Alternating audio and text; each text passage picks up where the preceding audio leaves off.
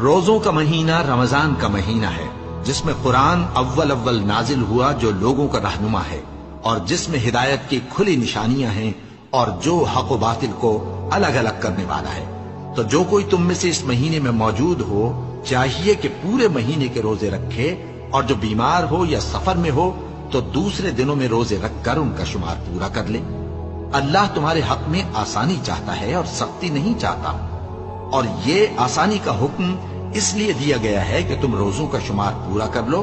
اور اس احسان کے بدلے کہ اللہ نے تم کو ہدایت بخشی ہے تم اس کو بزرگی سے یاد کرو اور اس کا شکر کرو۔ اور اے پیغمبر، جب تم سے میرے بندے میرے بارے میں دریافت کریں تو انہیں معلوم ہو